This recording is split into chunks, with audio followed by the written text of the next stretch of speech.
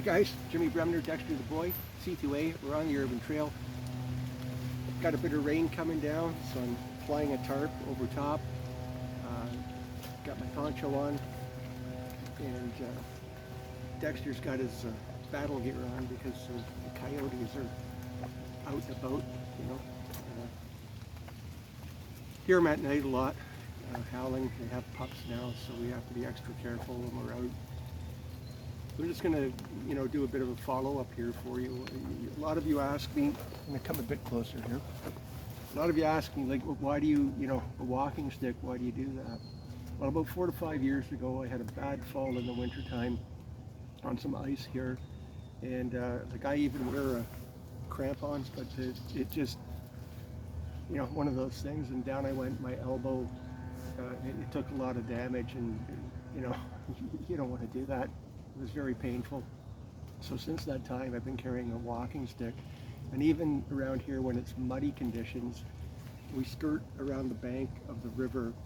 It often gets undermined, and parts of it fall off, so the stick helps me balance that. So I used to have a really nice burled walking stick, very nice, but unfortunately, eventually the bottom snapped off of it. So right now what I use is just a broom handle. Went to Home Depot, got a broom handle, put some tape on it, a grip on it, and I stuck a nail in the bottom of it and sharpened it. And the reason I do that is so, again, in the ice I have a grip, in the mud I have grip, and it just aids, in moving. In fact, in South America, in the Andes, the military are issued walking sticks because it helps them ascend and descend quite easily, and they can actually cover more ground. It's less fatiguing for them. The walking stick's a great idea. I put a lanyard on mine. When you make a walking stick, it should be like just above eye level, because that way you can't fall on it. If you have a short one, you can fall on it, and that can be a problem for you. So it should be quite lengthy, right? And you can choke up on it as you need to. The other thing is I did my fishing expedition from Apsley, and that day was crazy sunny and hot, and for some reason I couldn't find my tan hat. I had a black hat on, and then somebody sent me this fantastic boonie hat from a company called Stetson. It's heavy duty, man. It's got heavy duty canvas. It's somewhat water resistant. You could even collect water in this thing, and it's fantastic. We took time to put the CTOA logo on it, and Dexter's just checking something out there. But whoever sent this, thanks so much, and thanks for supporting the channel. I think that's a very kind thing for you to have done. Last thing I'm going to cover, with all the rain and things that we've had lately, especially the wind, we've had a lot of limbs and things come down, and it actually changes the trail as you go in. And when you set up a camp, I've talked about this before, you want to think about the W's, okay? Widowmaker, things that can fall in the night and kill you dead. So make sure you look up before you set camp. And this is what happened recently with all the rain and wind we've had. There's so many old growth trees that the branches are just torn off, and I'm talking like substantial, okay? A couple thousand pounds have come down. So you want to be careful of that. Wigglers are the bugs, the ticks, the mites, your mosquitoes, everything else. That's why I wear the scarf all the time. This thing is covered. Okay? This veil is covered and bugged out. Okay, so you want to think about the wigglers.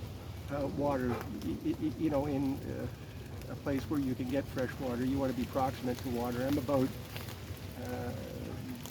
I think like 200 meters, 250 maybe, to the Don River, where I am right now. But again, in the rural setting, you want to be proximate to water, but not in a flood plain, so you don't get wet at night. And prevailing wind, okay, the wind that's prevailing, you want to make sure that you're setting your camp out of that prevailing wind. So this is a W word, just think of the W words, and you'll be you'll be good to go, right? So what do I do to help me cut through the brush is the two really simple things, okay? I have this old, I'm talking old, this cleaver that I picked up at a flea market. It is carbon steel. You can spark off of it. You could, you can use it again as a part of a fire set. But that said, it has so much weight up front, and I find it actually easier to wield and cut limbs with this than a hatchet or a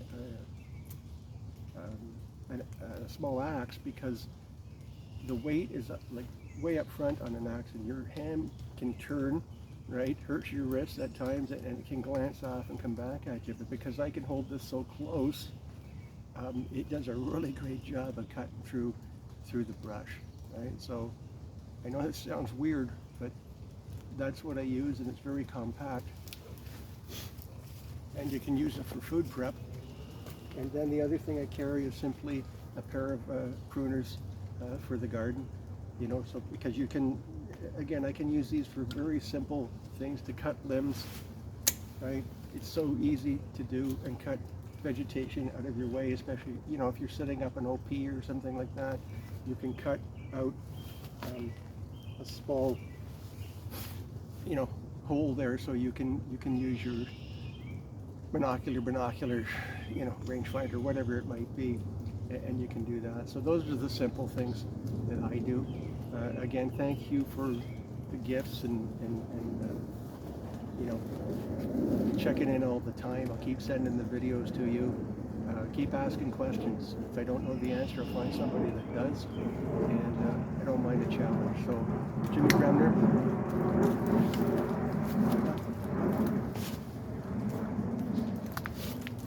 Dexter the boy. We're on the urban trail.